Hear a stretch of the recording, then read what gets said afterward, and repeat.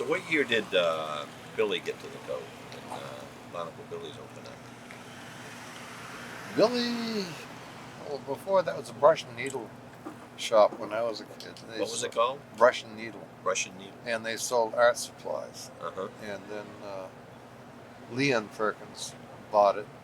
And that would be Wayne Perkins' father. Yeah. And then Billy bought it from them. Oh, actually, it wasn't until the 50s, somewhere around there, that he built it. That he had the idea of making a Barnacle Billy's. Making a restaurant. Make it into a restaurant. Yeah. He was the youngest harbor master we ever had, though. You knew that?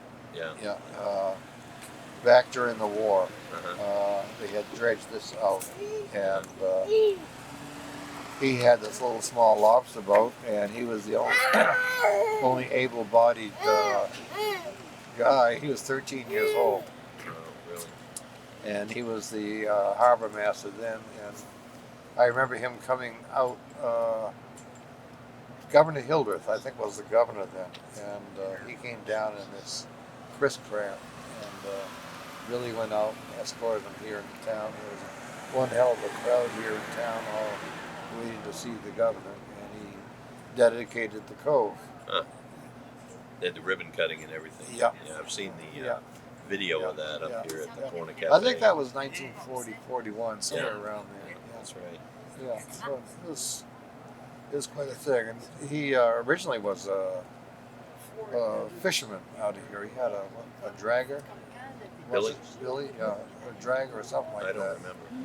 I know a lot of the guys used to fish out of their skiffs back then. Yeah, oh, they did. Well, they had the Algonquin dory, Yeah. which is what your ancestor and mine, great-grandfather had. Yeah. And that was a cross between the dories that they used for cod fishing up off the Grand Banks and what they were using down here. So it was kind of a cross between, and had a sail, and that's what they had. And, it was tough living. Different world back then, eh? It was tough living back then. Yeah. It was something else. Yeah. This place was not built up then. No, there was nothing here. Nothing. Sure. Well, there was a guest house across the way.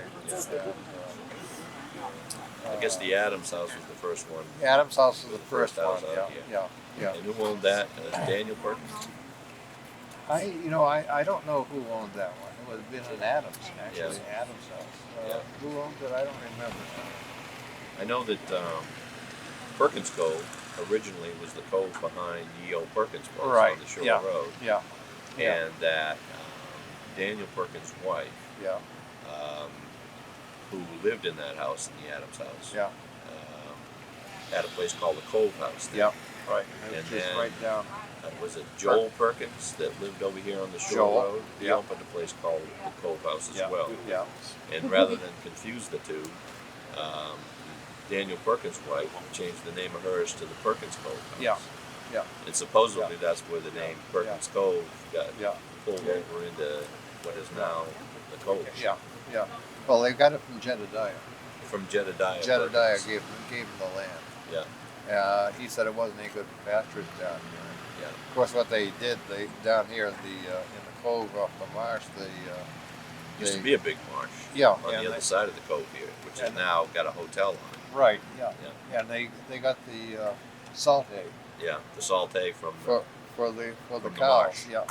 Rather than having the salt lick, which cows like, they gave them the salt hay. Yeah. Huh. And they would come down here with their horses, and it's a wonder they did the same. Did you see that? I didn't see that. No, that was before your time. That was before my time. Was your dad here? Yeah. Your dad was here then? Yeah. Now, was he born and raised here too? He was, yeah. And your father's name was? Carl Perkins. Yeah. And your mother's name was? Florence. She Perkins. was from Boston area. Yeah. What year did your dad pass away? 1985. So he was around quite a while then. Oh yeah. Oh my goodness. Yeah. Bright guy. He also went to the University of Maine. And he had a career of teaching. Was he a teacher his whole life? Yeah. In the Gunkwit here? No. He was down in Massachusetts, down in Pittsburgh. Oh, okay. He was a very, very bright guy, and he talks about when he was a kid, which is always interesting to me. How we originally had the house, which is at the entrance to the Marginal Way, Right. and that was called Grandview. Uh-huh. And I have pictures of that somewhere, of people on there. And he tried to buy more land from Mr. Hoyt, who owned the Beechmere. The Beechmere was an estate at that time. Right. And he wanted to buy more land, and Uh-huh. Mr. Hoyt wouldn't. And so he decided he'd sell that because he'd already bought a house up on Scotch Hill in the center of town. Right. And which is an interesting side point here, that Scotch Hill was named because of the inhabitants who originally were there were Scottish Uh-huh. people, and they were Maxwells. They were Maxwells. Maxwells, Yeah. which is a Scottish name, Uh-huh. and hence the name Scotch Hill. Uh-huh. Interesting. Okay. We were young. How old were you at the time? We're rolling, and I suggested maybe we mention the artists and how they Okay. integrated with the comic Yeah. people. Yeah. Yeah, so we were talking about Perkins Cove a little bit, and well, how did the do you remember the art colony that was down here? Oh, yeah. And Oh, all yeah. of that? Yeah. And Yeah. How did that kind of fit into? Well, there were several artists who came up here. This is actually the more or less the point of discovery, I think, in the Gunkwit of being a summer resort, and they came up. There were two. Hey, Mary. One was Hamilton Field, Right. who was very, what the word was, bohemian, Uh-huh. a different style of life than the others. And then the Victorian was, LeBron? no, across the way, Woodbury. Woodbury, yeah. Yeah. And two different styles. Woodbury had all women, as I recall. Right. And over here it was Hamilton Easterfield. Hamilton Easterfield had the others. And he had a cluster of friends also who came up that were fellow artists. Uh-huh. And he established the art colony, and his school was right directly behind us over here. Yeah. And of course, as youngsters, he had live models, nude models, and we always tried to come down and check them out. And, but we were shooed away. So Some we things didn't, don't we didn't- change. No, we didn't see a thing. But, yeah. So Yeah. it was different, and that was actually the discovery, I think, of Algonquin. And then people began coming up here. What year was that? It's in the 1800s, somewhere in the mid to late 1800s, I guess. And Long town- before us. yeah, long before us. The townspeople kind of looked at them. They were more or less down here at the cove.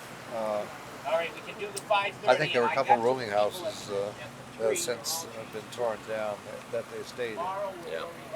But it was, you'd walk along the Marginal Way, and which we always referred to as the Virginal Way because of the women down along there, dressed in their long dresses and with their parasols over their easels, Yeah. and doing their sketching.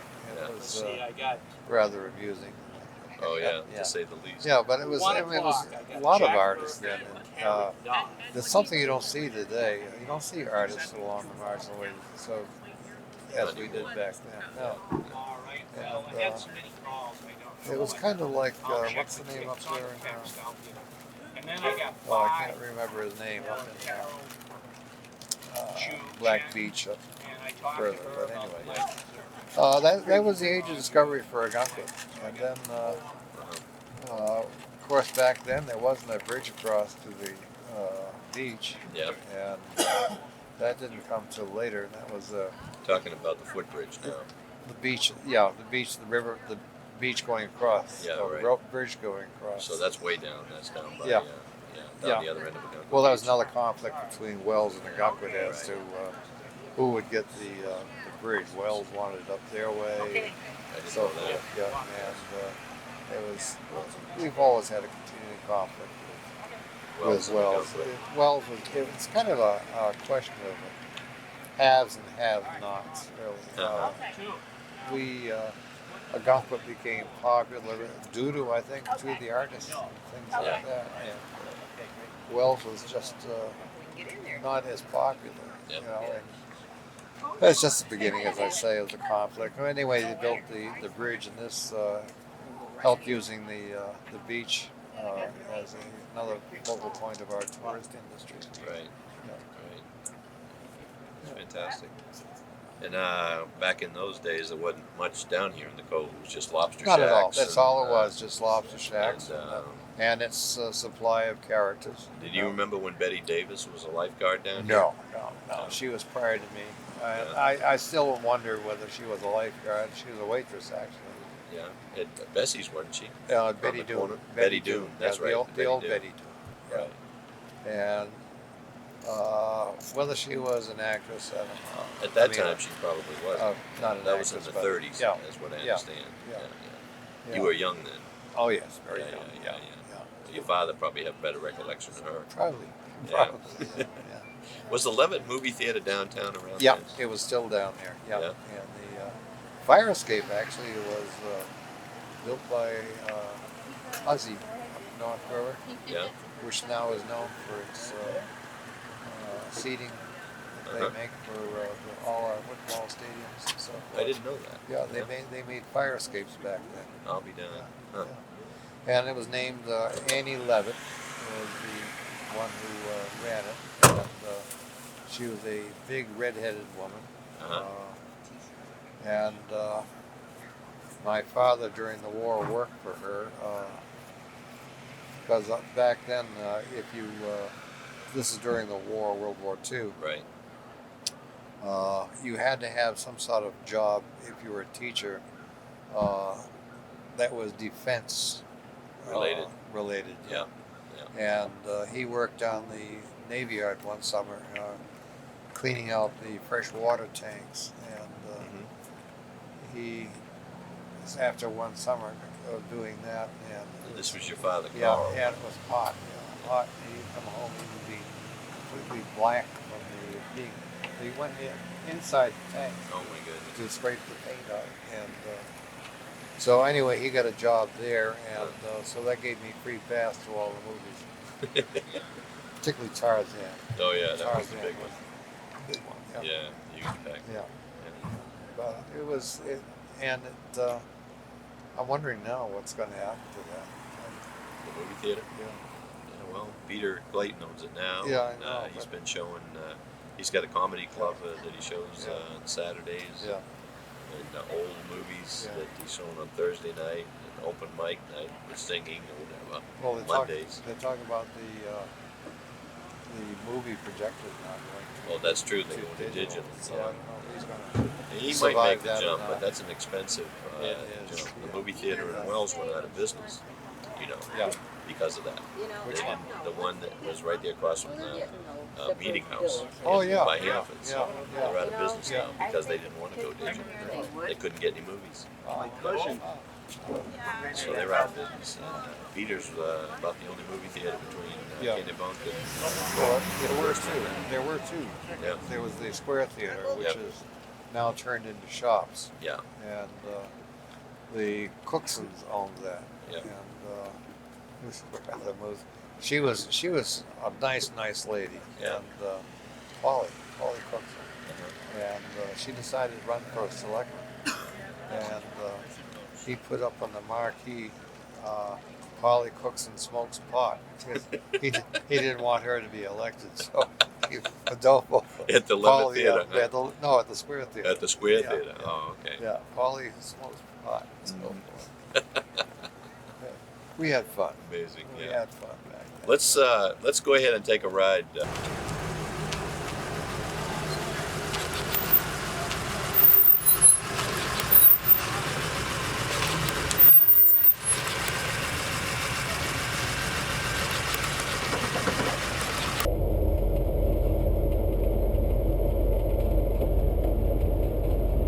The hell out of the way.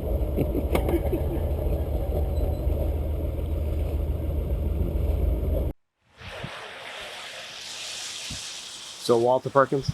Yeah, Walter Perkins owned the bathhouse down there, and that's exactly what it was. The summer people would rent like a little room in this bathhouse, and You're talking on the main beach on now, the right? main beach, right? Yeah. And that was for the day. Huh? For the day, they'd rent They it for the rented day. it for the summer. Really? A lot of them for the summertime, and there wasn't much of a parking lot down there. There was actually most of that parking lot was sand dune. There was a barn there at one time, wasn't there? Yeah, it was a barn down there. Yeah. Right. Yeah. And as I say, the nannies and the kids were the first ones down there. The parents or what have you would come down later on in the morning. And right in front that was the only bathing area there was. People would just congregate in front of what is then the bathhouse. They never went north of the bathhouse, other than just walking, but they didn't go swimming beyond. It was all clustered in there. And we would leave there about 10 o'clock in the morning, go up for another breakfast, and then come back again. And by then, the summer people would come down and they use the beach from this point on until mid-afternoon. Then they would all disappear and go off to the tea house or wherever they went. Of course, it was dry, and so tea was popular. Yeah. And that's all it was, really. It was a dry town. So anyway, that's sum total of. They had for kids. They had a swing set, like a jungle gym in front of the bathhouse. And it had a long, long porch in front of the bathhouse where it was sheltered. You'd go in there and sit. And This was in your time? in my time, yeah. And it was nice. Rocking chairs, you could sit there. Oh, that was eventually replaced by the awning place there, but that's what it was. Yeah. And funny story, my brother was down there one day, because people kind of looked down at us as to, in some ways, of being not as smart as they were, I guess you could say. My brother, Carl, was standing down there one day, and this woman came up to him and she said, "Tell me," she said, "are you from here?" He said, "Yeah, I am." And she said, "Well, what do people do here in the wintertime when all the tourists are gone?" And he said, "Well," he said, "many of them are employed down the Navy Yard." And he said the rest, he said they farm, he said they fish. And she was kind of looking down her nose at him. And she said, "Well, what do you do?" And he was in his 20s. And he said, "Well," he said, "I'm on the research staff at MIT now." But she was. So that was the end of that. But they did have that. In fact, there was a story, I believe, in Saturday Post, that the cover of which is in the Village Inn. Yeah. I got that picture. But there was an article written about that, how we were interbred. And The Perkins. the Perkinses, yeah. And In the Saturday Evening Post. I think it was Saturday Post, somewhere it was. And that we weren't quite as smart as other people who live elsewhere. I Like guess. the Littlefield. Yeah, like Littlefields. And like the kings and queens of Yeah. Europe. Yeah. So that's there was always that sort of condescending type attitude, you know. And this is when actors and actresses, they were fun people came down here, not like the ones we have today. Yeah. They're more like Sally Struthers, actually. You know, Yeah. who would mix in with the people, and I have sat next to artists such as I doubt if you remember, there was a comedian Joey Brown. Of course. I remember Joey Brown. And I was sitting next to him in Bessie's, and just having a conversation with him, you know, just like, you know, Regular guy. yeah, just a regular guy. And Art Carney was another one that I sat next to, and Art Carney was here several times. yeah, he was, yeah, and they were good, fun people. You know, I remember with my standing with my father-in-law and his wife down the beach early in the morning, and there was an actor. I can't think of his name right now. But anyway, my father-in-law noticed him. Cesar Romero, that's who it was. He noticed him, and he went right over to him and started talking, and they stood and talked for a good 15 minutes. You know, just you know, unlike today where they have the retinue of people that they're hangers on or whatever that they seem to be lost without. Back then, Betsy Palmer was another one who was down.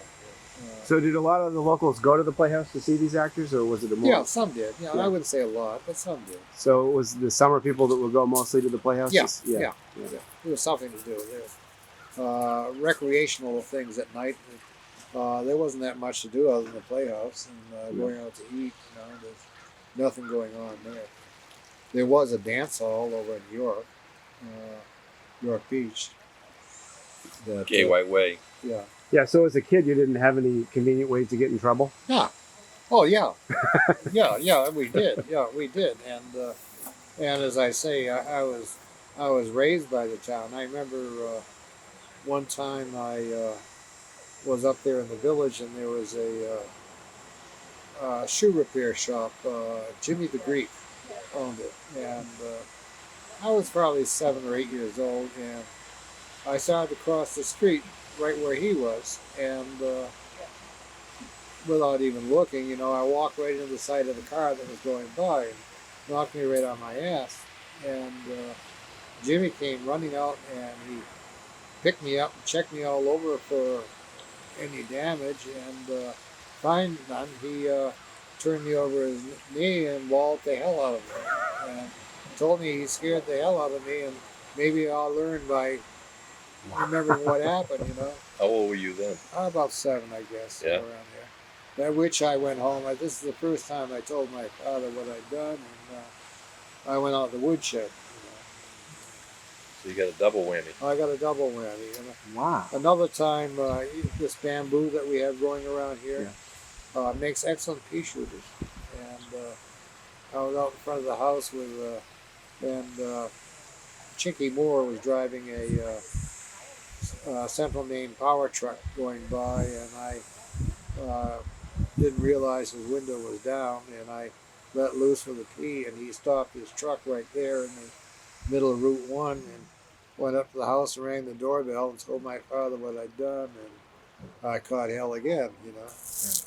And there was another time, the house going up the river, which was another Hoyt house on the left, which my grandfather helped build. But anyway, my brother and I noticed there was an open window, and we didn't see any cars around. So we were kind of curious as to what the other half lived like, you know. So he boosted me up so I could get in the window.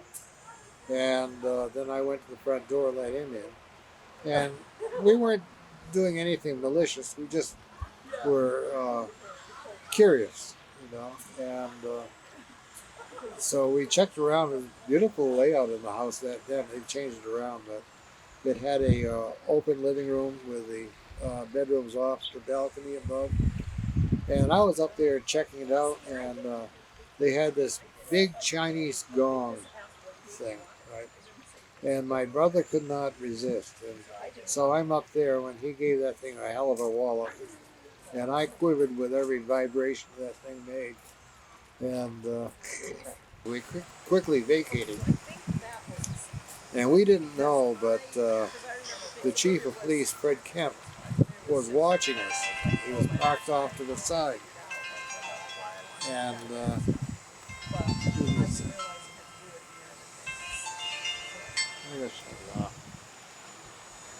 You can take it. yeah. So he was watching us. Well, he didn't do anything to us, right? But he called my father. He said, Carl, he said, I want you to know what your boys were up to. He said, I'm sure they didn't do anything. He said, I checked the house after they left. But that was, in essence, breaking and entering, and you should speak to him about that. So we got spoken to in my father's own right. I had a lot of trips to the woodshed, and his favorite thing was to wallop me on the ass. Sometimes he would make me go out and find the proper switch. And I remember one time I thought I had I thought I had it licked. We had National Geographic, and I had that down in my britches, and he gave me one hell of a wallop, and it didn't make the sound that it would normally make. It was more of a thwop than and so anyway, he discovered that I had the Geographic, and so then we got to the bare ass licking. Wow. And your brother faced the same type of punishment? Sure. Yeah. So you guys do you hang out a lot with your brother? Oh yeah, we were double trouble. And then you had cousins in the neighborhood? No. That would have been Cecil's daughter, but she was younger than us. Janet? Janet, yeah, she was younger than us. Bob Smalley was another one that his mother was a teacher down in Watertown, Mass. And he arrived for the summer, and we became three of us. We played games. There was a barn that we had, and there was old George Wynn, who had a wagon and a horse, and he went around and collected garbage. And it was just a two-wheel rig. And one day we decided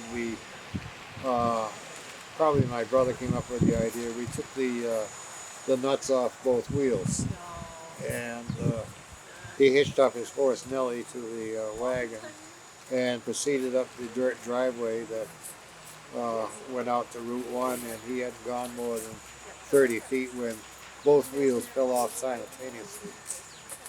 And of course he realized who had done that. We got reported on that one. We used to like to, he'd be sitting there in the front door overlooking Route 1 next to what's now the Wild Boar. It used to be the Maxwell House.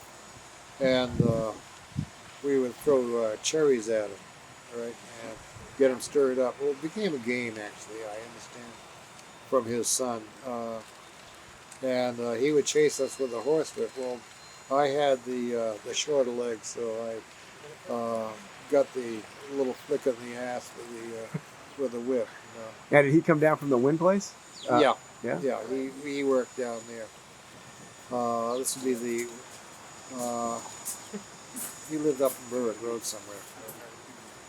Yeah, probably up at what we used to call the Haven Wynn place. Yeah, in there. Yeah. Yeah. Well, there was George, there was Al,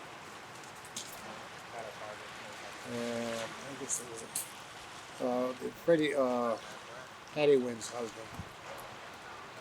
Gotten hurt, but anyway, he used to plow Mr. Littlefield's field up off Grasshopper Lane. Yeah. That was part of it was for hay, and part of it was for growing his vegetables. And we would go up there, and that was the first time. That was Fred Wynn. That was it. And he lifted me up. I remember one day in his lap, and on the plow, and we went down the furrow. Nellie didn't need any guiding at all. She just went down by herself, got to the end, and just a few clucks, she would turn right around and go back up. Well, he was an old Yank. He had a red mustache, curled up in the ends, right? And he smelled a horse hard cider, which they partook of, and tobacco. He had one of those black stogies all the time in his mouth, and it was fun. He was a character. What was his first name? He was Fred Wynn, and it was. Is this related to Bobby Wynn? Yeah, somehow. Yeah. Mhm. Oh, I don't know. Bobby didn't start going into his family history till fairly recently. I don't really Yeah. remember, to be honest Yeah. with you. Look at those birds fighting over We used to, as kids, uh, change into our bathing suits down underneath the bridge, uh, the predecessor to the current one, and we'd change down there out of our clothes and go swimming. Then we'd just put on our dungarees, Yeah. and that was the end of the day. And of course, jumping off the bridge was Yeah. the big thing, you know. that. Still is. It still is. Yeah. Is it still legally or illegally? Illegally, yeah. And I remember my brother decided to throw me off, and I could hardly do anything more than dead man's float. But I managed to paddle ashore. This was an older brother, not my brother Bill, who was 11 years our senior. So, Ah. yeah. What did the square, the village square, look like when you were growing up?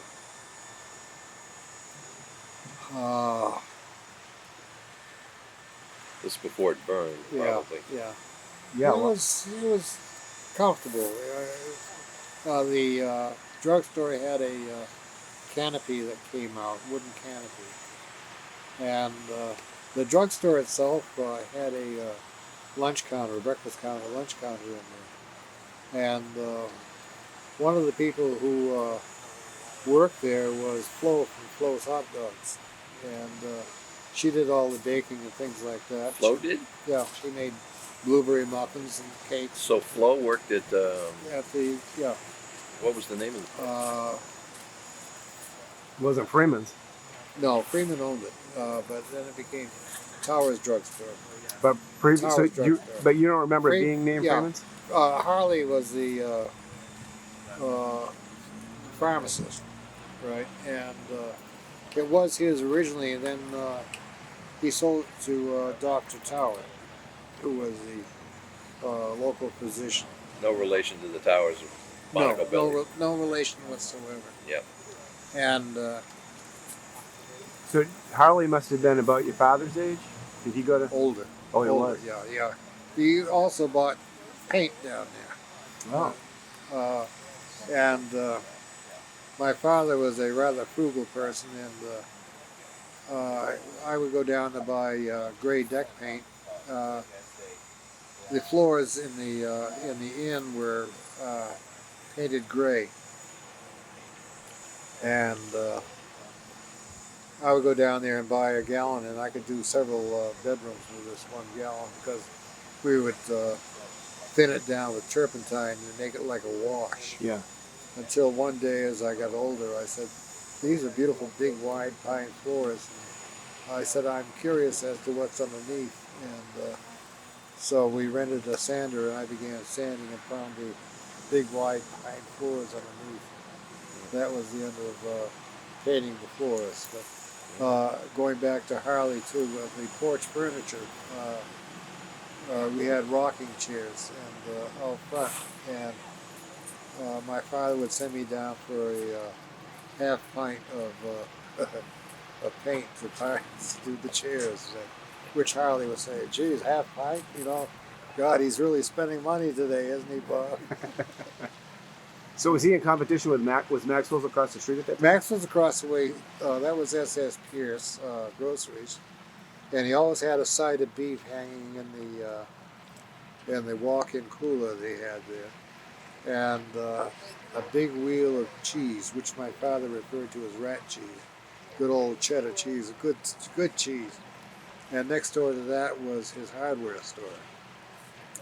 But my father didn't buy anything down there for some reason.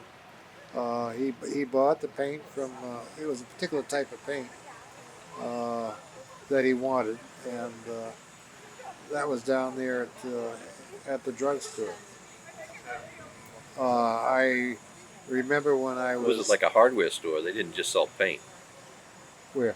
At the hardware. I mean, At the hardware store, yeah, they had everything there. Yeah, but I mean, the pharmacist was a part of that? No, that was across the way. Oh. He carried paint. That was Okay. about it. Do you remember Maxwell's hardware store in the grocery store? The one that's there now. It's on the corner. Same thing, right on the corner. Yeah. Yeah. Yeah. With the moose head. Yeah, the yeah, Moosehead. You're right. Yeah, yeah. Yeah. And down below was Ramsell's Fish Market. Yeah. What? Right on the side of the road there? Yeah, the next building, which is now Really? It's a, well, it's a restaurant upstairs, yeah, right? it's a restaurant down there Yeah. below. But that was there. And That then, wasn't Cecil's house. yeah, Cecil lived above. Yeah. Yeah, and also it was at one time a plumber's shop too. At one time. But the first police station in Algonquin was basically Yeah. Cecil's house, Yeah, right? yeah, yeah. And then down below, right across from Bessie's, there was a little small building, and that was the police house. Yeah. But they only had 2 policemen. Yeah. Or one, basically, year Cecil. round. Cecil, and then they had another one during the, Mayo? no, not Fred. Not Fred Mayo, but there was another Mayo. Yeah, she married, his daughter married Richard Perkins, Dunes. Yeah, I'll come back. I'll come back to it. But anyway, So at that time was the Harbor Candy was there? no Harbor Candy. No, that was the A&P and the First National. We had 2 grocery stores. I mean, we had actually 3. We had the SAS Pierce, which was Maxwell's, right? And they delivered food. At first by wagon, and they had 2 or 3 cars that they went around and delivered to the summer houses. You don't remember when they delivered it by wagon, do you? No, summer houses. They went around and delivered it, like a Model A. Yeah. Like her. And they delivered food to all the summer people that had summer places here, along with their nannies, of course. And that was that. Going back to Harley, I remembered when I was 13 and got rather rambunctious. And I went to see Harley about buying some protection. And Gabby was there, and one other. Did he have a daughter named Ruth? Ruth. Yeah, Ruth and Gabby, right. Okay. And I didn't want them to wait on me, so I kept saying, I want to see Harley. No, go see Harley about something. So they call Harley, and they said, what do you want, Bob? I said, I want some prophylactics, Harley. And he shouted out as loud as he could, you want what? What do you want to buy? A grow something, Bob? He said, you want those French tickler type or what now? At which I said, never mind, Harley, never mind. I crawled out of there. Yeah. All right, so we're rolling, so you can start anytime you want. All right. As I say, it was as a kid, it was a fun place to come. Down here, we could. Whoops.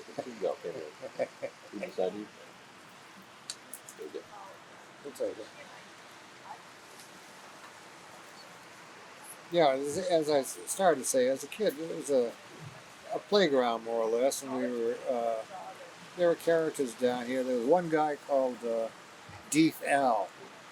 That's the way they pronounced it back then. Deef meaning deaf, and he had a place approximately where that little studio is, next to the Whistling Oyster Studio. Yeah. Right. And it was half underground and half above ground. And he invited me to have lunch there, and I said I would, and so I went, and he began cooking, and I looked at the plates. They had never seen water. I mean, they were just, various meals on top of it. So I didn't want to poison myself, even though he looked healthy. I begged off, said, no, I promised my father I'd be home, so I took off with that. He was a hermit? He's just an old bachelor guy, yeah. And he's the one who would wander up to the Littlefield house. He's the only one that stayed here year round. And he would go up to the Littlefield house there at the entrance to the cove and get his water. And she said to him, she said, why don't you come up why don't you come here more often for water? And he said, well, I don't drink that much tea. In other words, he never took a bath, right? So water was only for drinking, not for bathing. And that was Deep L, as I recall. And then it was, I believe it was Herbie Adams, who would get in the punt, and he was so big, he was as round as he was tall. And you'd see him in his punt, and the water was almost coming over the gunnels. He was so heavy, you know. And he sculled the thing out to his boat and back. But going back further as a kid, there was nothing but salt marsh there, and they relied more on the tide to get in and out. And the boats were hauled up on top of the marsh, banking. That's where they moored. Then some off here at the outer cove. Yeah. Down there. Did you eventually look forward to people coming to town in the spring? Did it liven? Yeah, because we had an inn, Scotch Hill Inn, and but people came then more a longer season. Then they would stay a month, and some would stay even longer. And some of our rooms were named for the various people because that was where they stayed. Yeah. And we served meals. We were the first place actually in town that served meals. And my cousin would get out. She was one of the waitresses, and she'd get out on the front porch of the inn with a dinner bell and ring the dinner bell, and you could see the people flocking up from town. And it was all Wow. people would eat all at the same table, right? And whether they're strangers or not, you know, they would eat at the same table, and they could even have seconds, no extra charge. And the last year that my father served meals, I think it was 1940, he figured he made $7 for the summer. So there's no portion control, nothing whatsoever. Just slab it on. Did people barter back then too? What? Did people barter for things? Did you? No, not that I was aware of. No. And I had a nanny growing up in the summertime. It was a college girl, and His name. Thelma. Mm-hmm. And I had a brother that's 2 years older than I, Bill, and she would. We had a room right over the kitchen, and we were whisked right out of the house as soon as possible, so we wouldn't disturb the guests. About 6 o'clock in the morning, we'd get up, we would go down to the kitchen and have our first breakfast of the day. And there was a big, long table, plank table, and they cooked on wood stoves. And it's amazing that they could, that they could bake and do everything on these wood stoves. And we had 2 wood stoves, one in the kitchen proper, then we had a summer kitchen back. And we get down there, we'd have these huge breakfasts. You could have steak and eggs and cereal, hot cereal, oatmeal, things like that. And then we would go down to the, so not to disturb the guests, we'd go down the beach. And right in front of Walter Perkins's, which is now Carl Merrill's motel, but that was a bathhouse back then. And we would go down there with other nannies in their charges. That was the Munster House? No, that came in later. No. Yeah. Walter Perkins is the where the Norseman is now. Oh. Okay, we're rolling. Now this is the place where in my view, the history of the Perkinses in Algonquin, however, were in York, where it comes, and I've often thought what drew them here, and this house is the original Perkins house, and if you look beyond me down towards the cove, that's the original Perkins Cove. It's the original Perkins Cove, and you can see what he saw here. He has good land, and also the sea for fishing. Yeah. And back then, it was talking about Jedediah Perkins. Talking about Jedediah, yeah. And That's what it was. They had the fish and the pasture, and for cows and subsistence living, I guess you could call it, Right. raising their own food. Right. And what a perfect setting it was, and I could see just from looking at it what it was like. And of course, this is not the original setting for the house. It was up here on the ledge, as I understand it, more than it Yeah, is actually, now. the original Perkins house is where the barn is now. Yeah, yeah. And Yeah. But it's the same building, but yeah, moved down I there. think that's something along those lines. I'd Yeah. have to do a little more Yeah. investigating, but yeah, the original Perkins house actually I think was down there and was moved up here, or vice versa. Yeah. I don't remember how Yeah. that went. Yeah, And but just as the original Perkins moved here from Cape Nattic. right. Yeah. John and Jacob Perkins, Yeah.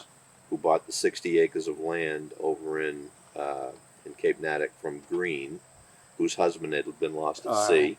Hannah Green, was it? Something like Yeah. that, I think so. Yeah. And she had two sons, but Yeah. she ended up selling the land Right. to Jacob and John Perkins. Yeah. And then either Jacob or John, or both of them, I don't know, ended up moving from Cape Nattic over here. And I believe they retained the land that was in Cape Nattic as Yeah. well. Yeah, they owned it from the Cape Nattic River to the Gucket River. Something along those lines. I don't remember Yeah. specifics about it In yet. fact, at one time there was a farm right where the Yeah, that was in 1708 Yeah. when they originally yeah. came there from Ipswich. Yeah. They owned property in Ipswich Right. and moved here Yeah. from Ipswich. Yeah. There was Perkins Island down there too. Yeah, right? and Yeah. I think it's still there, Yeah, and yeah. the original Perkins house is Yeah. still in Ipswich Yeah. too. But you can see what drew them here. You know, it's The land and the yeah, and the Yeah. ocean, obviously, Yeah. for being able to Yeah. maintain your family here. it is. Bob, was family history important to your father? When Oh you were- yeah, oh yeah, yeah. So he Yeah. informed you of your. Yeah, he wanted descendants? me to write a novel about the Perkinses. You know, Uh-huh. And he said, It would have "Well, been a novel. It would have been. Yeah, Really. right. I don't know if you could write it all or not. I don't but know. it's- It might not be yeah. a lot of Yeah. stories there we wouldn't Well, want to hear. there's a few. I just told you a while ago. I don't think we print those. All right. Yeah, right. You know, about Yeah, what's Bish. his Bish. Yeah, Yeah. So some of the Perkins deny being related to other Perkins. Yeah, Wayne Perkins would be one. Yeah. Wayne Perkins is not related to anybody, according to Wayne Yeah, Perkins. yeah, he is. He is. Yeah, yeah. Well, I think that's just a game. You think so? With I him. don't know. Well, what his it is. father's Wayne, and then his father was Joel. So That's, Yeah. that's yeah. Bud, Joe, Yeah, yeah. Bud. Bud was Steve and William. Perkins. His three. There's Bud. There was William, and Carl. Yeah, The other Carl, not my father. right, Carl, who does the paving. right. And there was one sister, whose name I can't remember, but she's had troubles, Yep. so to speak. Yep. Yeah. But we're all related. I mean, it's Yeah, I've Yeah. never heard of another Perkins. There was Elizabeth Perkins, who. that one I wonder about. Now, Yeah. The Elizabeth Perkins down York we're not related to. Yeah. But if you go back Well, we far gotta enough, be if you go back to related to- Ipswich, you probably I are. don't think so. I think we even went back that far. Oh, I you did did? some Yeah. research to try to figure out Yeah. if she was tied to us somehow, and Yeah. she's not. Not to Even my way knowledge. back to Mary Old England. Even way back, I don't think so. Maybe Oh. Mary O. England is possible, but I couldn't find her tied to any of the Perkins that came here in 1631 Yeah. Huh. on Interesting. forward. Oh, But that doesn't mean that she's not. Yeah. My research is not Yeah. specific, and a lot of information is so vague yeah. that you Yeah. have a hard time really getting Yeah. accurate information Yeah. because all the history's gone now. And every once in a while, you get lucky and you run across a document like Kevin did with Yeah. that land grant, Yeah. or that land in Cape Nattic that the Perkins bought Yeah. there, and 60 acres. Yeah. And those are the kind of things that help you Yeah. set the trail. Yeah. Times are different back then too. The women inherited nothing. Yeah, Uh, pretty much. my maternal side was Parsons down in New York, Uh-huh. and I found a will of his up in Alfred, Hmm.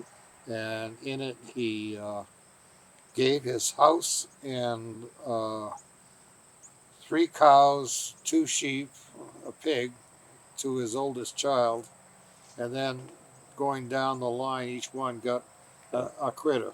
right? Of sort, right? But when it came down to his wife, she was allowed the use of the bedroom that they lived in, the stairwell to go downstairs, Hmm. and the use of the kitchen, and one stall in the barn. That wouldn't go over today, I don't think. Yeah. No, so, Yeah. Yeah. Yeah. yeah. No, there's a lot of history here in this house here. Oh, it is. You and I have Yeah, the same yeah, paternal, I think, we do. great grandfather, Yeah, which would be yeah, William Henry Perkins. yeah. The And first. William Henry Perkins, Yeah, of course, his father was Moses. right, And Moses Perkins is the tie-in to most of the people in Algonquin. right, and Uh, his kids, William Henry and Charles and several yeah, others, all of those are the ones that are the uh, relations yeah, that we have with the people in the cove right. and so forth in the area. Now, did Moses live here? Moses lived here, yeah, Right. yeah. And his son was He had Isaiah, Isaiah. and he had William Henry, Yeah, and he had Charles, yeah. and I think there's a couple of girls in there, and I don't have Now, the remember I off the think top William of my head. Henry was the one who, The Dory. yeah, but how he, as I understand the story, was that he went out fishing early in the morning. Well, he got in an argument with his father Right. Moses, Yeah. Yeah. and He wouldn't clean the fish. something along those Yeah. lines. Anyway, to make a long story short, he left home and Yeah. decided he was going to go long line fishing, and he Yeah. ended up on a long line boat that was Out of Gloucester. working in the Bay of Fundy. Yeah, out of Gloucester. It could have been, I don't know. Yeah. Anyway, to make a long That's story where he met short, his wife, in Gloucester. Okay, Pamela or Pamela, one or the other. I don't. It's remember. Pamela or Pamela. Don't remember. In Yeah. any case, he ended up going long lining, and when he was fishing, um, the fog came in. He got lost in the fog in He the had a boat dory that we mate. on in the dory. It was his dory mate, according to my father. Could have been. Had one arm stronger than the other, and so Yeah. they were going back toward the ship's bell, and because of the dory mate having one arm stronger than the other, They were going they in missed circles. the boat, so to speak. Yeah. No telling Yeah. what happened because we weren't there. And when the sun came up, they were all alone. They were all alone in the middle of the Bay of Fundy, and a Portuguese fishing boat actually picked them up, Right. took them to Nova Scotia. Yeah. And William Henry was in Nova Scotia for, I don't know if it was 2 weeks, 2 days, Yeah. or 2 months, or 2 Yeah. years, but it was a period of time where he made the decision that he didn't like being in Yeah. Nova Scotia. So he decided he was going to take the dory that he Yep. had and come Yep. back to Algonquin. You're right. And he sailed it across the Bay of Fundy, Yeah. 1,000 miles, Yeah. ended up coming into Bath, Maine, Yeah. and then worked his way down the coast till he got back into Algonquin. And they encountered a pleasure sailboat, some rich fellow, and they had a brass cannon, and they fired a salute as they went by. Oh, is that right? Yeah. Didn't hear that story. Yeah, that's a good one. And that's how he ended up building the dory, That's which right. is my understanding a cross between the one they used cod fishing off Newfoundland and what they were using down here. The Grand Bank story, maybe, Yeah, or yeah, something similar. yeah. I don't know. I've heard that story too. Yeah. The interesting part is that the reason that he built the dory was because during that sail across the Bay of Fundy, he was having a lot of problems with the boat, and Yeah. he redesigned the new boat, the Yeah. Perkins dory, the Algonquin dory, Yeah. so that those problems would be overcome. To further supplement his income, I don't know if you know this story, but No, he also built the wooden caskets for the inhabitants of town I didn't know who that. passed away. And he liked his cider, Uh-huh. that, hard cider. He liked Right. his hard cider, and if he had a little bit too much, he would put a centerboard on the coffin so they would have good sailing. That's interesting. But we've got pictures of him, and he's an interesting character. William Henry. Yeah. Yeah, Yeah, I've seen a interesting couple of character. pictures of him. Yeah. I'd like to see a few more. Yeah. I'll have to get those from Yeah. your archives Yeah. for sure. Yeah. Yeah, I guess Sarah's got. Sarah's quite a few got them all. pictures. Yeah. Yeah. Yeah. She wanted to be with us, but she's. Yeah. Break. That would do it about down here, I think. Yeah.